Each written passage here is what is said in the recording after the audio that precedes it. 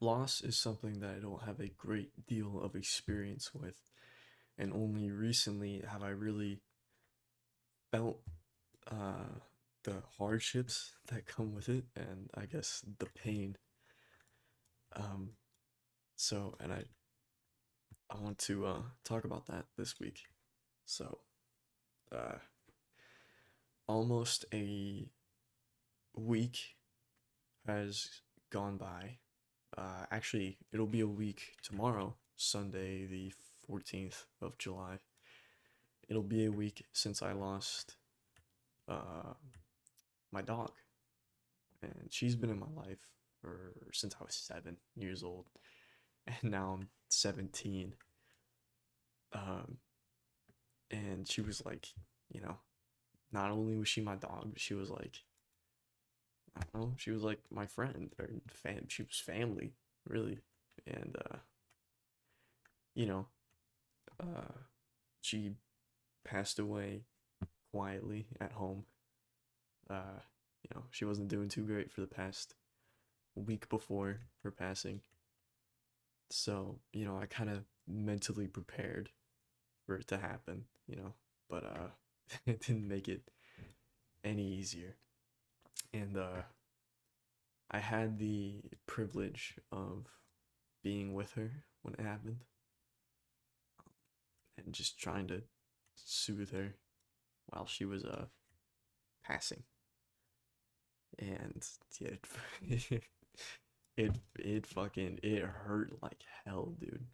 I had my composure for about a minute. I kept my composure, and then I just sobbed, dude. It was I've never cried harder um than that, probably since, I don't even know. I cried more that day than I had in the last decade combined. Like, so much that I gave myself a headache. I had to drink a ton of water because I was like, I'm losing so much water. Um, Crying about this. But I'm getting sidetracked. Sorry, I just getting sidetracked. But I want to. The reason I'm bringing this up is because I just want to kind of like express, uh, just like what it feels like, I guess. And hopefully nobody else. I mean, hopefully nobody has to go through that because it is a unspeakable pain, dude. And I thankfully haven't really had to have it happen to any super close, anyone really super close in my life yet. So my dog is really like my first exposure to this kind of stuff. Especially at such an age where like I can really comprehend things better. Um, and like I'm not like a little kid anymore. I like understand more things now. So it's definitely like it's definitely something, right? Uh, so it's weird. The first thing I want to talk about, I guess, um, is just how surreal it is.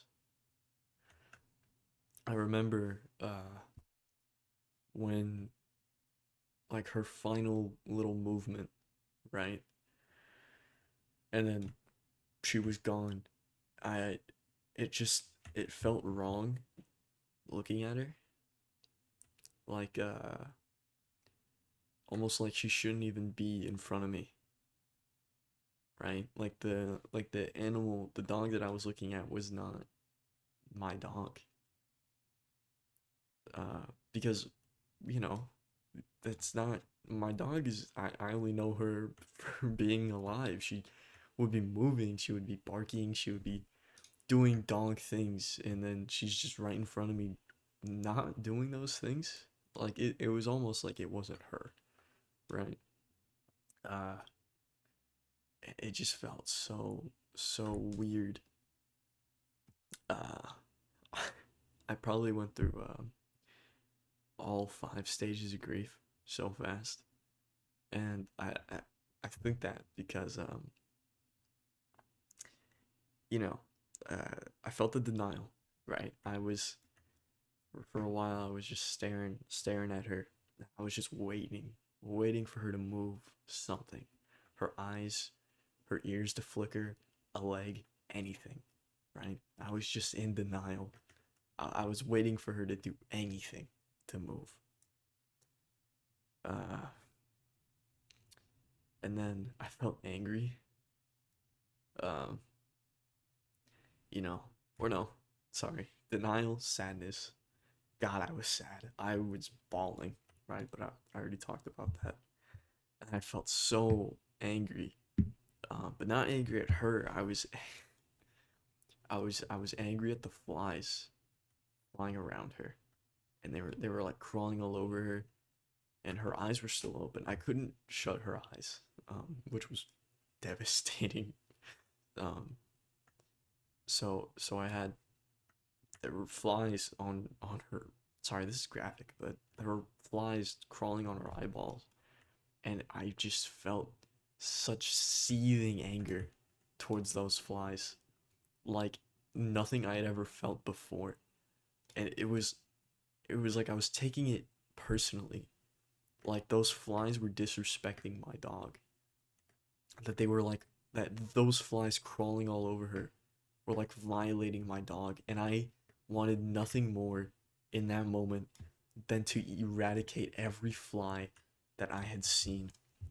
Um, it, it was like a comical amount of anger I felt towards those flies.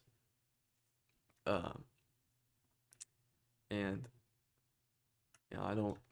I know there's 5 stages, but I can't remember the one before acceptance, so I'm just gonna go towards acceptance.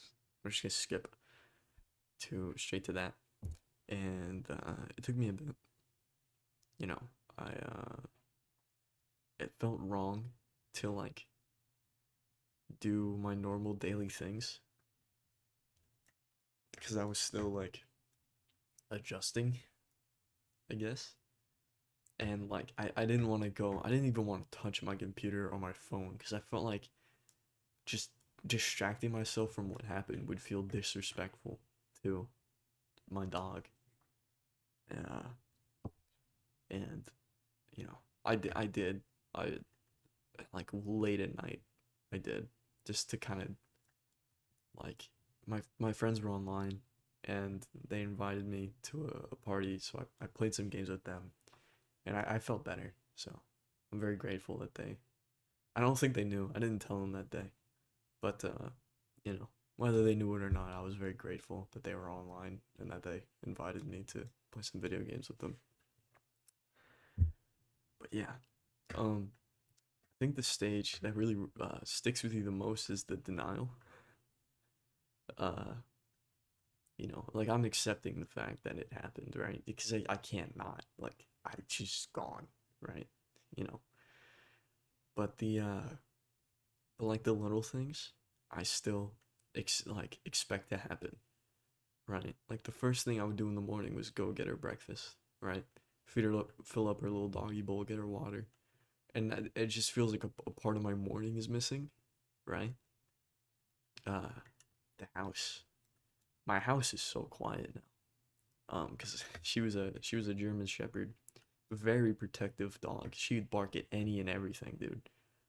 Um, and the house, like the doorbell rang, and yesterday, and it's just nothing, no barking, no nothing.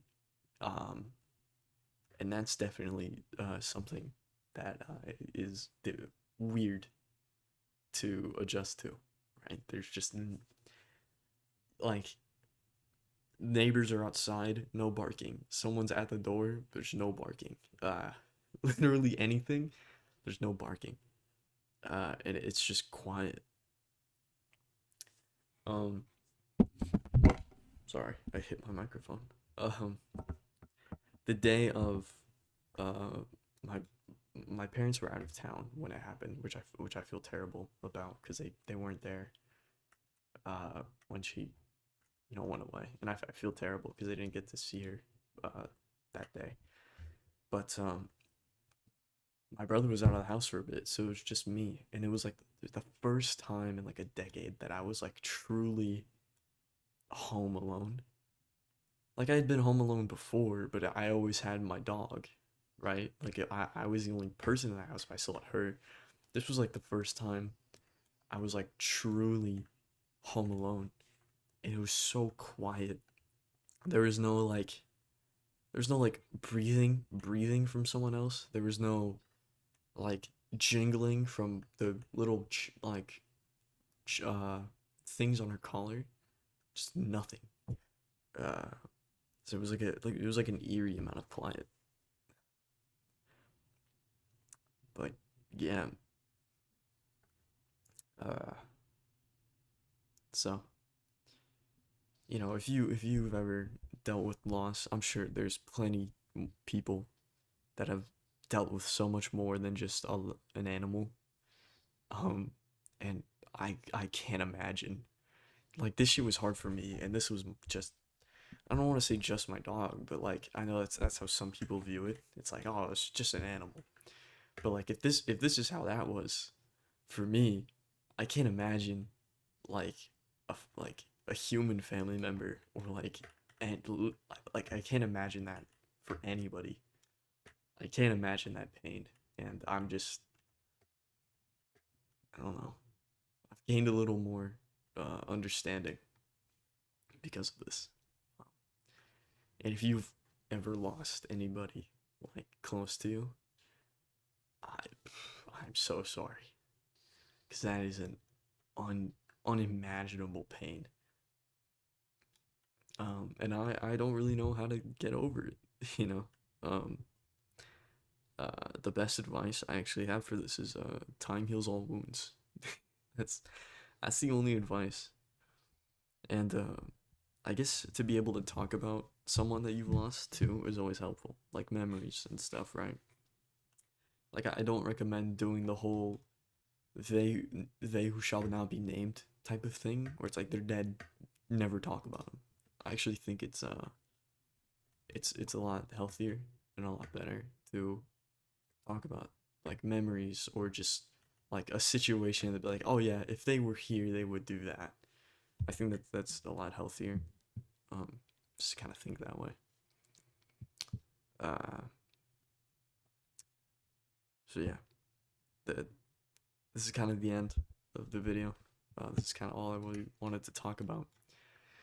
I have one thing, because with the topic of this being loss, um, I want to excuse the corniness, but I want to read a poem, if that's okay. You can end the video now if you want to. I totally understand, but this reminded me of a poem I analyzed in my English class about loss, and it is called.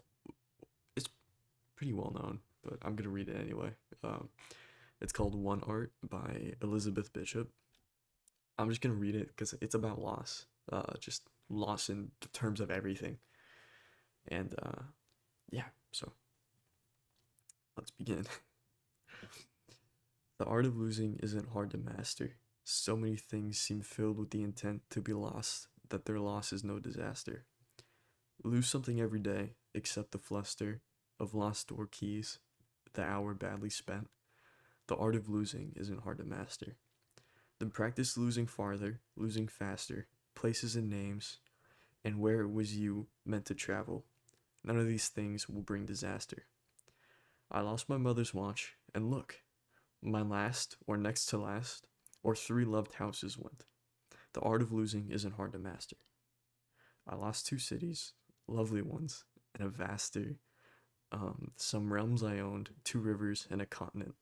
I missed them, but it wasn't a disaster. Even losing you, the joking voice, a gesture I love. I shan't have lied. It's evident. The art of losing, not the art of losing's not too hard to master, though it may look like disaster.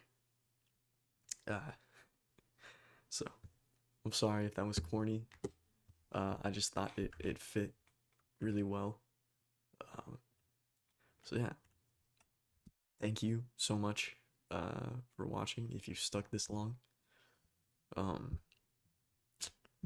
don't forget to tell somebody you love them, and I'll catch you all next week. Thank you so much.